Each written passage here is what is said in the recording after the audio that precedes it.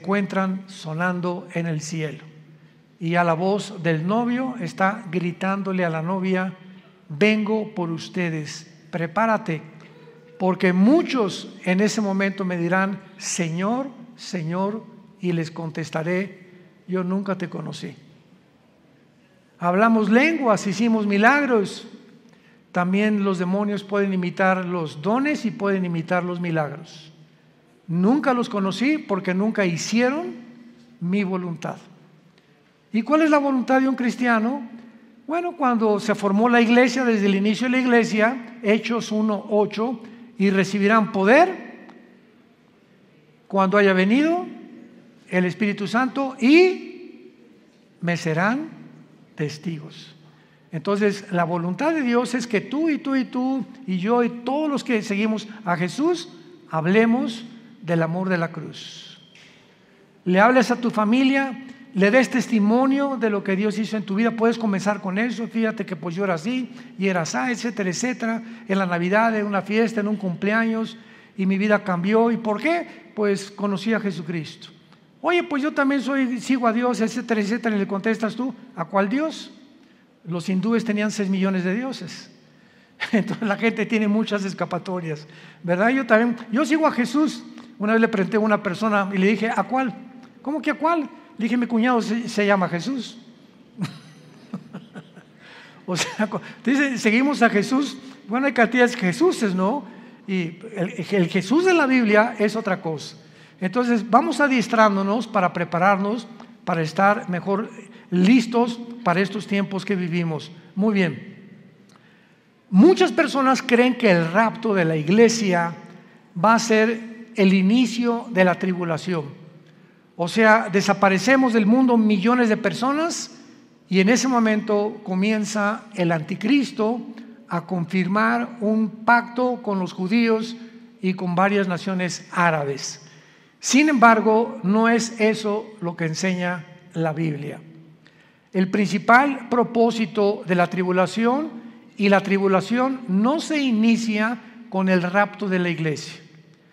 Podemos irnos, por ejemplo, hoy en la noche en el rapto de la iglesia, viene Cristo mañana por nosotros, y pueden pasar 1 mes, 2 meses o tal vez 1 año cuando comience la tribulación. Entonces no necesariamente viene el rapto e inmediatamente comienza la tribulación. La tribulación, los que quieran apuntar, comienza, tiene su inicio cuando el anticristo confirme un pacto de paz con la nación de Israel y con naciones árabes. Abran sus Biblias en el libro de Daniel, capítulo 9, versículo 27. Daniel 9, versículo 27. En este capítulo 9 de Daniel, de los versículos 24 al 27, se encuentra la famosa semana 70 de Daniel. Porque hace 2600 años, Daniel se encontraba en Babilonia cuando comenzó a leer al profeta Jeremías. Y Daniel descubre, leyendo el profeta Jeremías, de que el exilio o todo ese tiempo en que Nabucodonosor se llevó a los judíos a Babilonia, los 70 años de exilio estaban por terminar. Y Daniel se sorprendió. Era un hombre de Dios que oraba 3 veces al día, en la mañana, en la tarde y en la noche. Estamos hablando de 1 a 2 horas diarias, perdón, en cada término de su oración. Entonces se hinca Daniel en el capítulo 9 y comienza a orar a Dios. Señor, ya va a terminar la cautividad babilónica. Jeremías profetizó que serían 70 años, y como él era un hombre que estudiaba la Biblia, como muchos cristianos, me espero que lo estén haciendo, estaba consciente de lo que iba a pasar. Entonces Daniel, después de orar, Dios le manda un ángel, y el ángel baja del cielo, y antes de que el ángel llegue a Babilonia o a donde estaba Daniel, Satanás envía a otro principado, al principado tal vez de Grecia o de Persia, para impedir que el ángel que mandaba Dios llegara a la tierra y le diera a Daniel el programa o la respuesta de cuánto faltaba para que Dios terminara con la nación de Israel.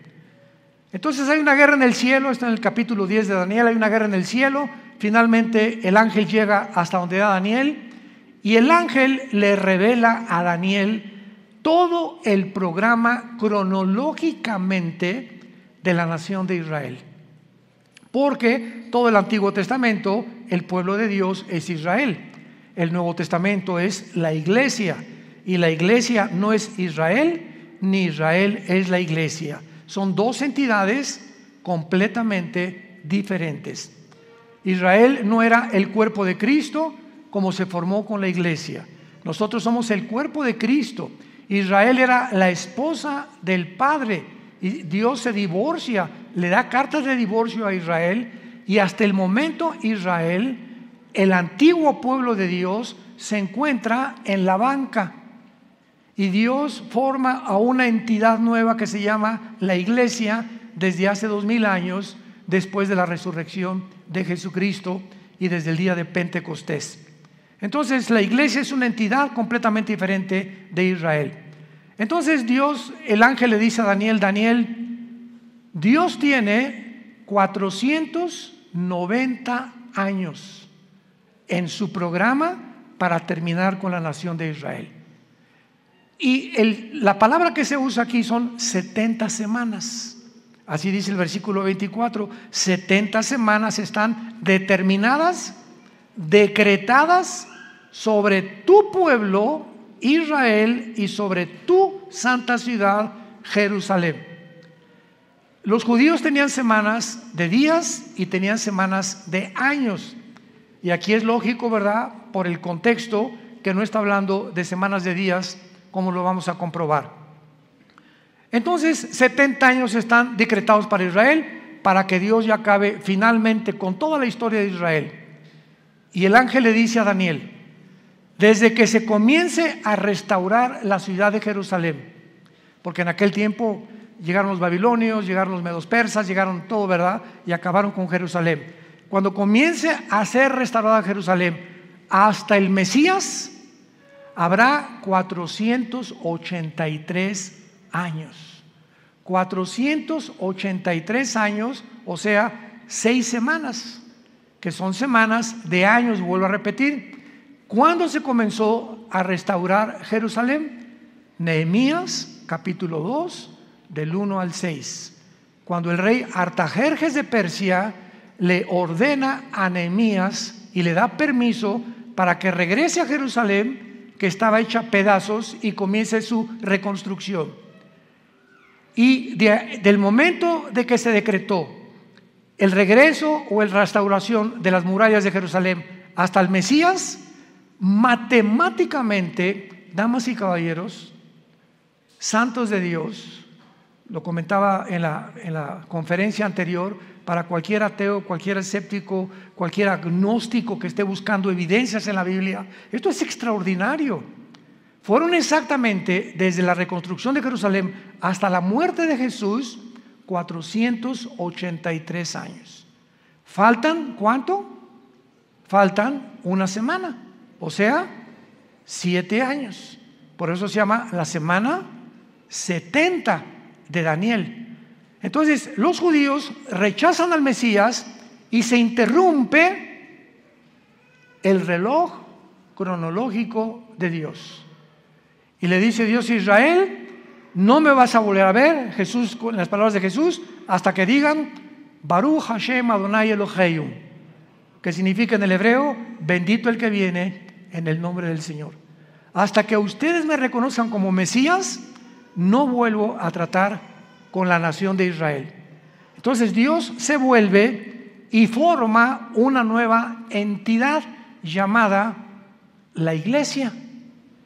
Y la palabra iglesia, eclesia en el griego, significa los que Dios llama fuera del mundo espiritualmente. Nos envía a Dios a su espíritu a morar dentro de nosotros para que tengamos el valor. No nos dio espíritu de cobardía, le dice Pablo a Timoteo, sino de poder y dominio propio, para que tengamos el valor de hablar del Mesías al mundo, de hablar del amor de Dios a mi familia, a mis suegros, a mis hijos, a mis padres, a mis compañeros de la oficina, en el bufete, en el consultorio médico, para hablar y decirle al mundo su necesidad profunda, intrínseca de recibir al Salvador. Ese es el valor que una persona que no tiene a Cristo no testifica. Si tú te llamas cristiano y nunca has hablado de Cristo, dudo que tu cristianismo sea real. Muy bien. Entonces, esta semana que le falta Dios a tratar con Israel, se interrumpe por el periodo o la dispensación de la época de la iglesia, que tiene que durar 2000 años. ¿Por qué 2000 años? Porque de Adán a Abraham, 2000 años, de Abraham a Cristo, 2000 años, y de Cristo a cuando termina la iglesia, 2000 años, o sea, 6000 años. Dios creó el mundo, el universo, en 7 días, ¿se acuerdan? Génesis capítulo 2. Entonces, este séptimo día, dice el Salmo 90 y 2 de Pedro 3, que para Dios un día son 1000 años, y 1000 años es como un día. Entonces, Dios establece su reloj cronológico desde los 6 días de la creación, que son un símbolo de lo que va a durar la historia del ser humano en este planeta. 6000 años nada más. Y cuando entremos al milenio, al séptimo día, vamos a entrar al reino mesiánico, que serán nuestras vacaciones. Pero ya no vamos a hablar de eso ni nos vamos a adelantar. Es importante que nos ubiquemos ahorita en lo que estamos hablando de la semana 70 de Daniel. Entonces, Israel, ahí nos vemos. Ya no te voy a ver hasta que usted me reconozca. Mientras tanto, Dios se voltea, porque la Biblia dice, los ojos de Jehová están sobre los justos, y cuando habla la Biblia de los ojos de Jehová, se refiere a su presencia. Entonces, cuando Dios dice, me volteo y no te veo, significa, Dios te ha dejado. Haz lo que tú quieras, Pepito, haz lo que quieras, Carmelita, ya no me vuelvo a meter con tu vida. Y se voltea a Dios y te deja que te hundas y toques fondo. Es la forma como Dios juzga a los seres humanos. Si cuando venga tribulación y angustia me buscarás, y entonces no responderé, porque no es cuando tú quieras, es cuando oigas su voz, no te endurezcas. Y ahorita ustedes están escuchando la voz de la palabra de Dios. Entonces, adiós Israel, Dios forma a la iglesia y comienza Dios a trabajar con nosotros, con el Espíritu Santo. La iglesia tiene que llegar a su final, porque si no llega a su final, ¿cuándo va Dios a regresar con Israel? Entonces, durante este tiempo de la iglesia, he oído a muchos predicadores que han dicho que ya Dios no tiene que ver nada con Israel, que la iglesia tomó el lugar de Israel y que Israel ya se olvidó de Dios. Yo siempre les digo, leer Romanos 9, 10 y 11. 3 capítulos del libro de Romanos de Pablo mencionan que Dios no ha acabado con Israel. A nosotros nos injertó en el olivo original, en el olivo natural que es Israel, y nosotros somos el olivo silvestre. No somos el original, fuimos injertados en el olivo y en las promesas que Dios le dio en el pacto abrahámico a Abraham. Entonces todas las promesas que Dios tenía para Israel se vuelven a favor de nosotros, menos la promesa de la tierra, porque la promesa de la tierra que Dios le dio a Israel se va a cumplir en el reino mesiánico. Entonces, ahora que Dios está tratando con la iglesia tiene que salir del mundo para que estos 7 años que quedan de la semana 70 de Daniel, que se llaman los 7 años de la tribulación, y vamos a ver qué otros términos se usan en la Biblia, Dios trate con Israel y los meta a un horno.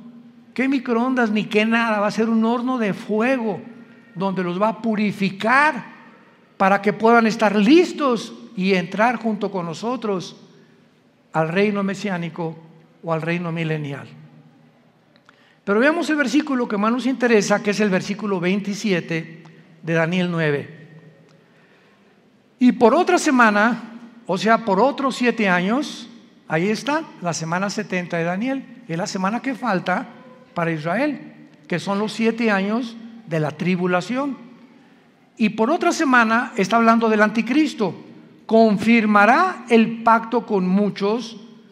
A la mitad de la semana hará cesar el sacrificio y la ofrenda, y después, con la muchedumbre de las abominaciones, vendrá el desolador, que es el anticristo, hasta que venga la consumación y lo que está determinado se derrame sobre el desolador. Santos de Dios, este versículo 27, por eso la Biblia es más moderna que el periódico de mañana en la mañana. La Biblia es más moderna que cualquier noticia que el mundo pueda sacar, porque todo Dios lo puso con anticipación para que cuando suceda nos acordemos que Dios es el Dios que conoce el futuro. Y ese es el verdadero Dios a quien tú y yo estamos sirviendo. Noten ustedes, hablando del anticristo, versículo 27, y vamos a traducirlo: por 7 años el anticristo va a confirmar, no a afirmar. ¿Ya lo vieron? Confirmar un pacto. Esto significa que cuando nos vayamos nosotros y el anticristo se siente con los rabinos judíos o con los gobernantes de Israel actuales, o no sabemos quiénes serán, para firmar un pacto, confirmar un pacto, estos gobernantes judíos van a aceptar que este hombre les garantice la paz por 7 años, por la semana 70 de Daniel, que son 7 años. Entonces el anticristo les va a decir: por 7 años les garantizo que ninguna fuerza externa, ningún poder, ni Rusia, ni China, ni nadie los va a atacar. Pero al mismo tiempo dice: confirmará el pacto con muchos, aparte de Israel. ¿Quiénes son estos muchos? Las naciones árabes, que han sido su principal enemigo de Israel. Ahora, qué maravilloso. Desde 1948 que Israel se estableció como nación soberana, independiente y libre, y el mundo estupefacto volteó hacia Israel, en un día se formó una nación, después de casi 2000 años que estuvieron exiliados por todo el mundo. Entonces, esto es impresionante, porque desde 1948 hasta principios de este siglo, síganme con cuidado, hasta principios de este siglo, solo dos naciones árabes habían firmado pactos de paz con Israel: Jordania y Egipto, que todavía permanecen estos paz con Israel. Pero en estos últimos meses de la administración de Trump y la administración de los demócratas en Estados Unidos, las naciones árabes, aparte de Egipto y Jordania, cosa que nunca se había visto en la historia, comenzaron a decirle a Israel: ¿nos das chance de estar bajo tu paraguas? ¿Qué? ¿What? ¿Nos das oportunidad de que quedemos bajo su protección? ¿Cómo? ¿Qué hizo que las naciones árabes comenzaran? Bahrein, los Emiratos Árabes Unidos, Sudán, Marruecos, le estén pidiendo ayuda a Israel a entrar en lo que se llama el Acuerdo de Abraham, que firmó Israel con los Emiratos Árabes, con Bahrein, puras ciudades árabes, y últimamente ya son casi 6 o 7 naciones árabes que están bajo el paraguas de Israel por causa de Irán. Porque Irán comienza a bombardear a Arabia Saudita hace 1 o 2 años, a sus pozos petroleros, y Estados Unidos no interviene, ni tampoco Israel, porque Israel no tiene ningún pacto con Arabia Saudita, es la nación más grande de toda la península arábica. Entonces se dan cuenta los árabes que si Estados Unidos no los protege ya, solamente les queda la aviación y el ejército de Israel, que es el ejército más poderoso del mundo entero. Así de chiquititos, pero bien picosos. Entonces comienzan a pedirle ayuda a Israel: oye, vamos a hacer un acuerdo. Israel feliz, ¿verdad? Porque ahora Israel les da protección y se están protegiendo más y más y más. Y cuando dice que el anticristo va a firmar con Israel y con muchos, ya son 7 naciones árabes las que han firmado el Acuerdo de Abraham. Falta Arabia Saudita. Y Arabia Saudita, ahora que vino el presidente Biden a Arabia, todo el mundo, primero fue Israel, después fue Arabia, todo el mundo estaba esperando porque él venía a eso. pues vamos a convencerlos de que firmen y se unan a Israel.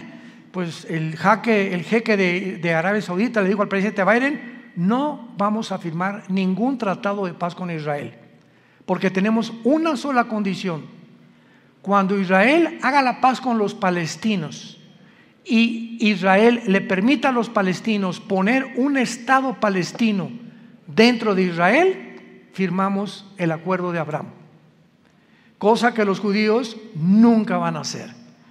Así que le están pidiendo, ¿verdad?, algo que está completamente en contra de la misma política de hace más de 75 años que se formó Israel, para que ellos permitan que los palestinos formen un Estado dentro de Israel. Imagínense, ahorita están los palestinos en la Franja de Gaza, están en el Banco Oriental, en Jericó, y están en la frontera con Galilea, en las colinas del Golán, Siria, apuntando los cañones contra Israel. Entonces imagínense que en México haya dos Méxicos.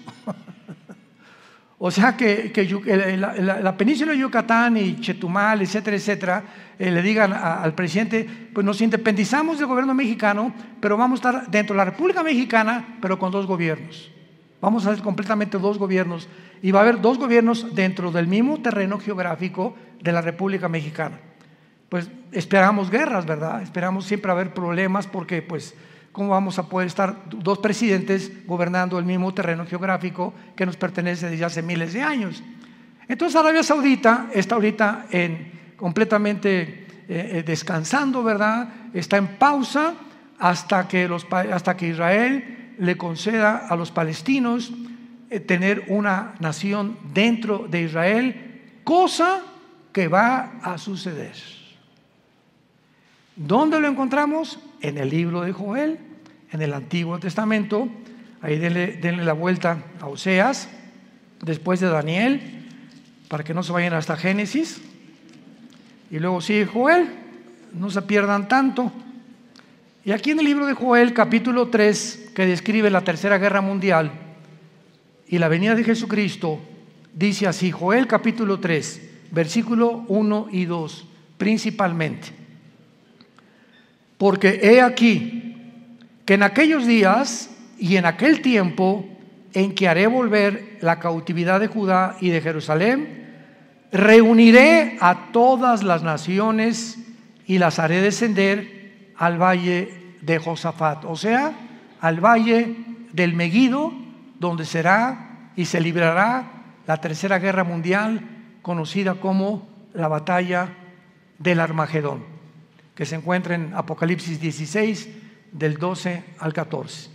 Los reuniré en el valle de Josafat, y allí entraré en juicio con ellas a causa de mi pueblo y de Israel, mi heredad, a quienes ellas esparcieron entre las naciones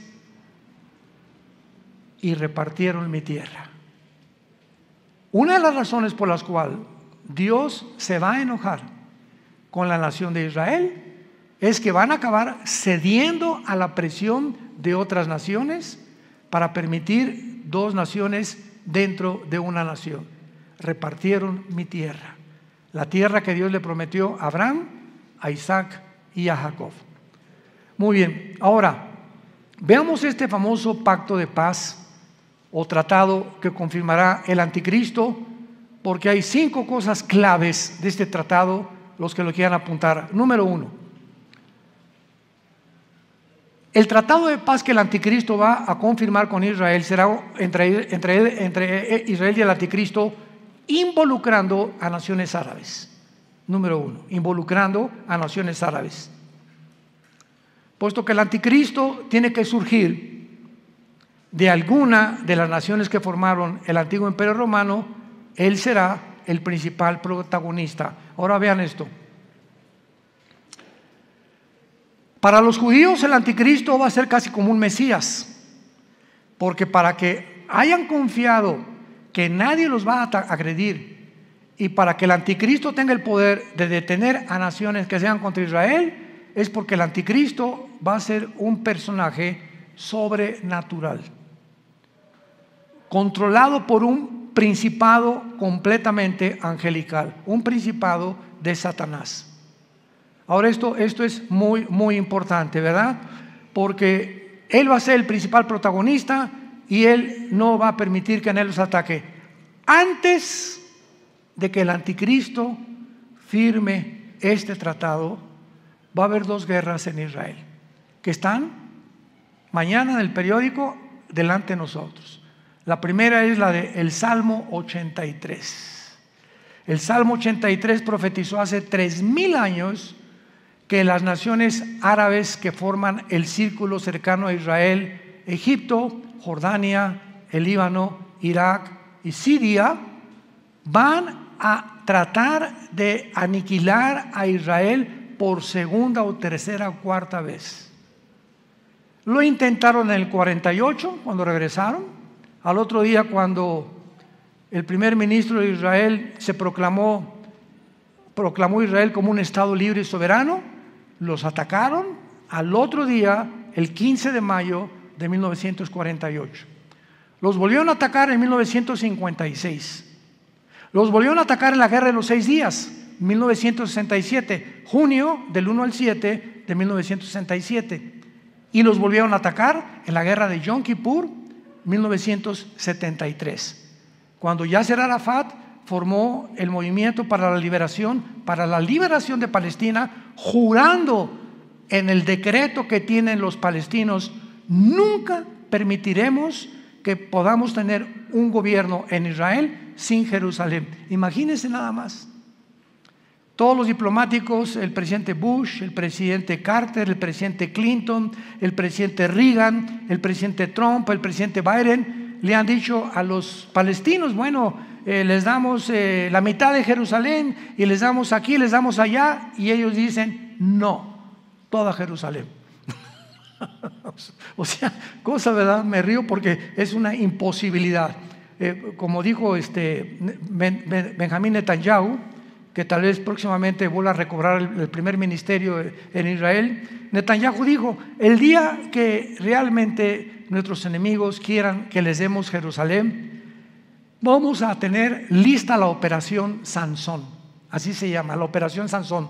¿Qué pasó con la operación Sansón? ¿Se acuerdan de la vida de Sansón? En Números capítulo 3 en adelante. Bueno, a Sansón le sacaron los ojos, una mujer lo debilitó en sus fuerzas por andar ahí de rabo verde, ¿verdad? Y el Espíritu Santo lo abandonó a Sansón, se quedó sin fuerza, y entonces los filisteos tenían como un circo, lo pusieron lo empujaron, a ver tu fuerza, etc., y comenzaron a burlarse de él. Y ahí Sansón, en medio de este espectáculo donde todos se burlaban de él, los filisteos, le dijo a Dios: Padre, por favor, yo te pido, como un último acto de mi voluntad, llévame a donde haya 2 columnas, porque Sansón conocía el teatro filisteo, para que yo pueda derribar este teatro. Y entonces unas personas que lo guiaron, ¿verdad?, lo pusieron debajo de las 2 columnas, y entonces Sansón muere junto con todos los filisteos. O sea, Sansón tenía el ministerio de acabar con los filisteos, y fue hasta su muerte que terminó con ellos. En su muerte terminó con su ministerio. Entonces los judíos le llaman Operación Sansón. Si nos atacan, morimos junto con ustedes. Tenemos la bomba nuclear. Entonces Israel nunca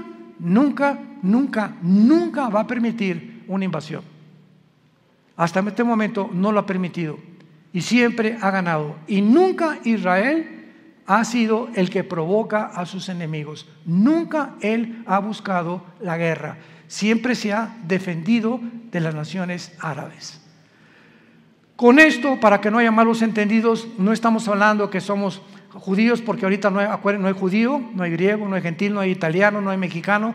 En Cristo, en la iglesia, todos somos iguales. Y ahorita los judíos tampoco son parte de Dios. Están en la banca. Ahorita la iglesia son los ojos y el interés principal de Dios el Padre. Pero Dios va a regresar con ellos cuando la iglesia no está en el mundo. Esta guerra del 83 no tarda en liberarse, porque Irán sigue amenazando a Israel.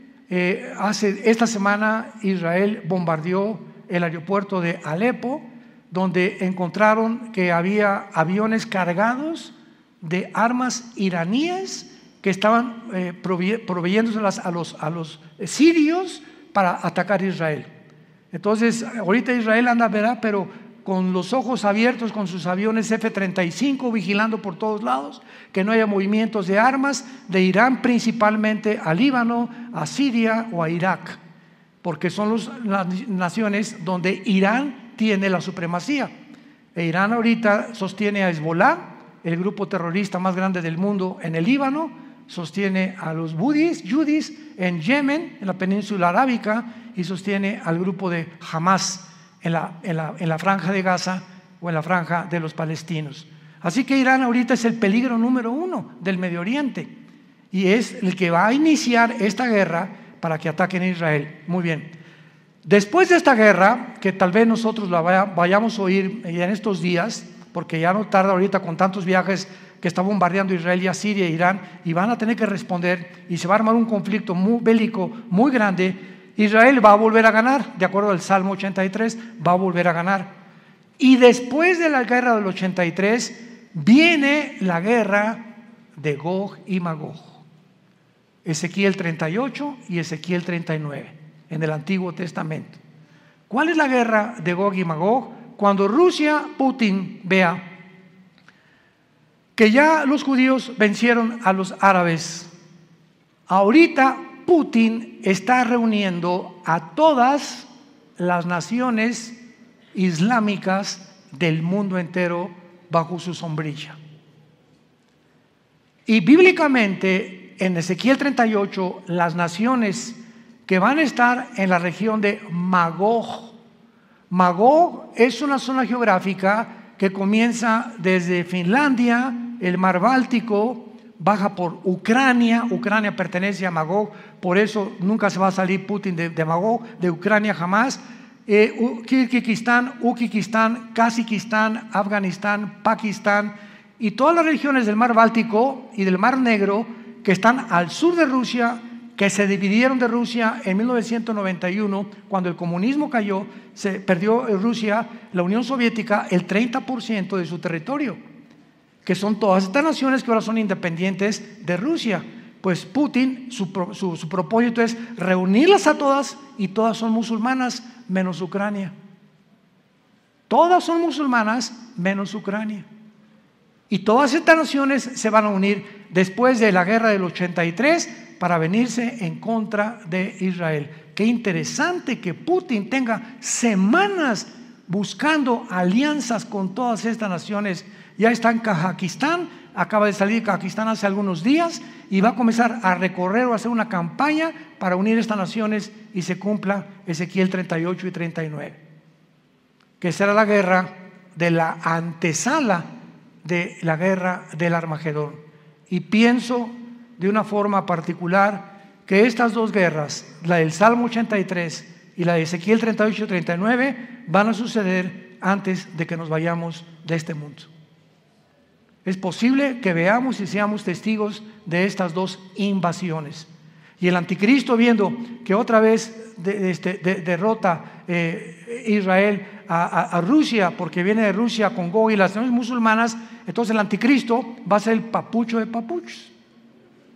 Y ya no va a haber nadie que le pueda hacer frente en el mundo entero, porque ya acabó Rusia, ¿verdad? Ya acabaron las naciones árabes, el primer círculo, los musulmanes ya no van a tener el poder para poder atacar a Israel. Y entonces el anticristo va a erigirse como el dictador número 1 del mundo entero, y el anticristo va a unir a Europa con el Medio Oriente.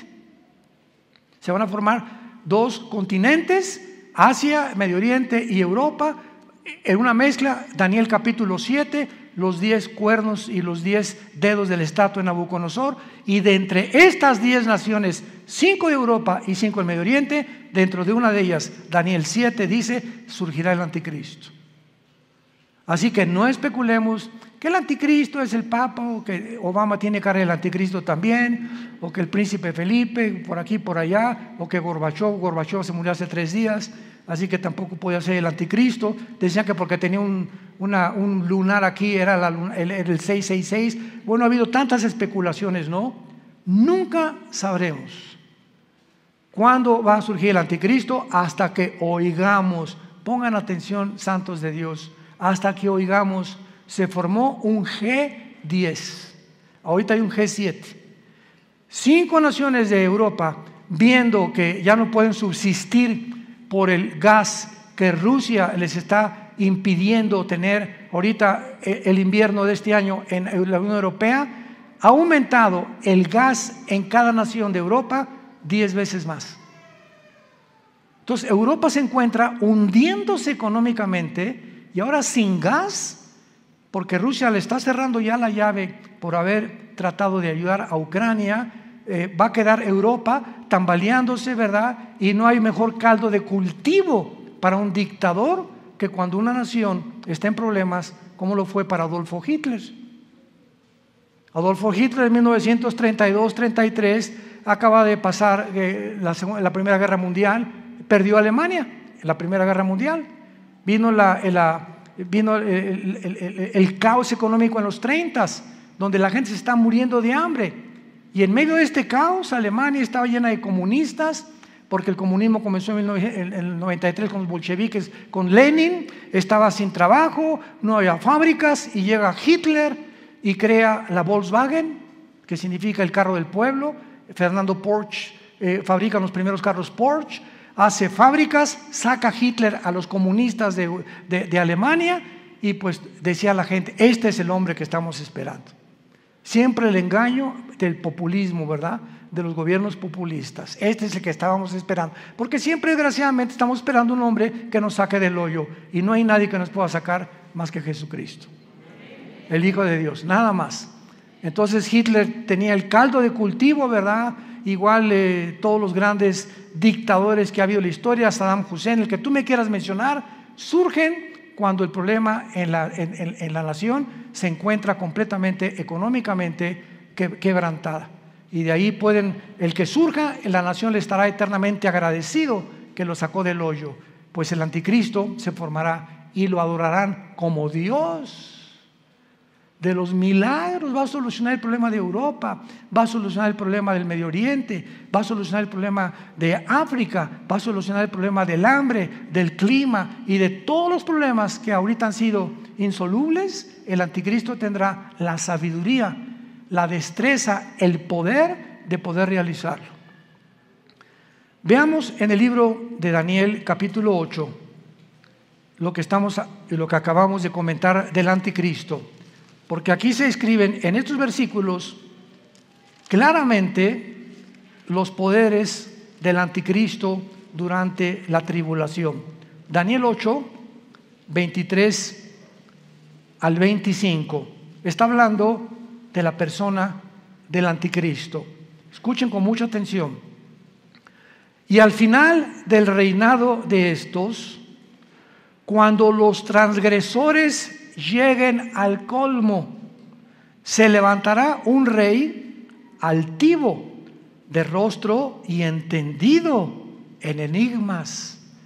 Su poder se fortalecerá, mas no con fuerza propia, y causará grandes ruinas y prosperará, y hará arbitrariamente y destruirá a los fuertes y al pueblo de los santos. Con su sagacidad hará prosperar el engaño. En su mano y en su corazón se engrandecerá, y sin aviso destruirá a muchos, y se levantará contra el príncipe de los príncipes, pero será quebrantado, aunque no por mano humana. Rápidamente, para terminar, resalto estas características. En primer lugar, el poder del anticristo no será de él. Su poder se fortalecerá, mas no con fuerza propia, y lo explica Apocalipsis capítulo 13.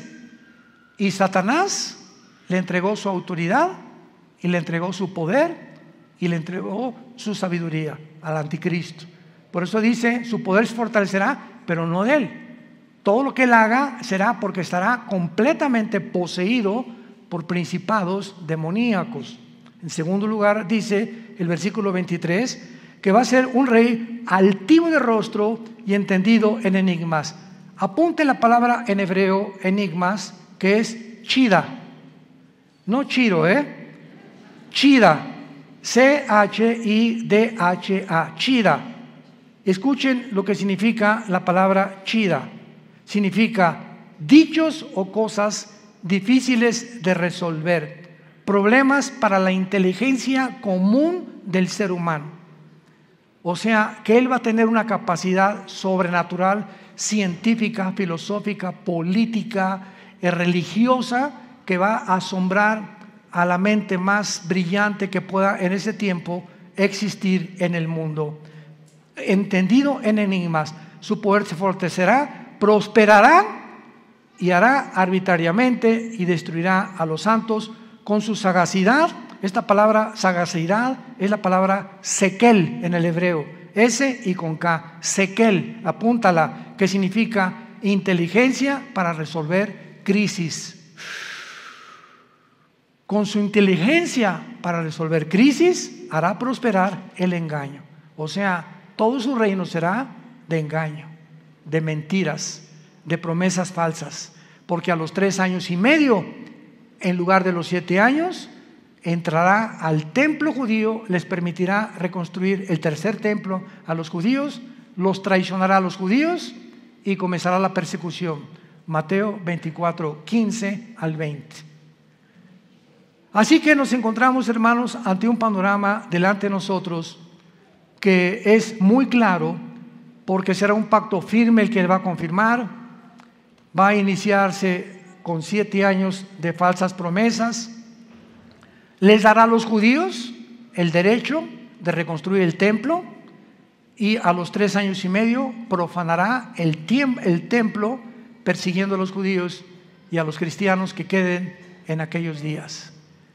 Tenemos ante nosotros una película, por eso se llama el Apocalipsis. ¿Saben qué significa la palabra Apocalipsis? Viene del griego descorrer la cortina, es lo que significa, descorrer la cortina.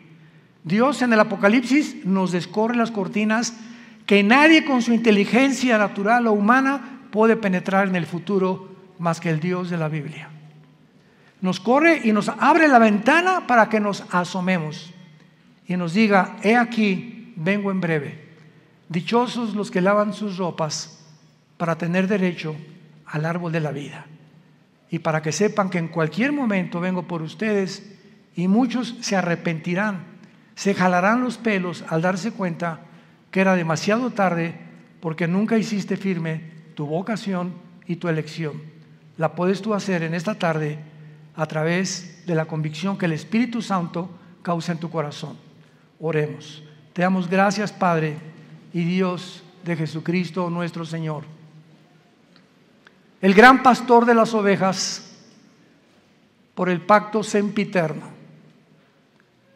Oramos que Dios te haga hacer, que te motive, y que tu pueblo pueda despertar, Señor, porque tu pueblo está dormido. Hay un engaño operando en el mundo entero ya, haciéndonos creer cosas que no son reales. Los medios de comunicación están llenos de mentiras, falsedades por todos lados, donde el mundo ya no sabe qué creer y qué no creer. Pero tenemos la palabra profética más segura, a la cual haríamos bien en estar atentos como una antorcha que alumbra en lugar oscuro, hasta que el lucero de la mañana salga en nuestros corazones. Gracias, Padre, por tan grande salvación, por esa cruz donde tu Hijo le pusieron espinas en la cabeza, clavos en las manos y clavos en los pies, y desangrando y agonizando, Él pudo expresar las palabras más sublimes que un hombre en ese estado pueda expresar: perdónalos, porque no saben lo que hacen. Pero en este momento tú ya sí sabes que Él murió por ti, para pagar por tus pecados.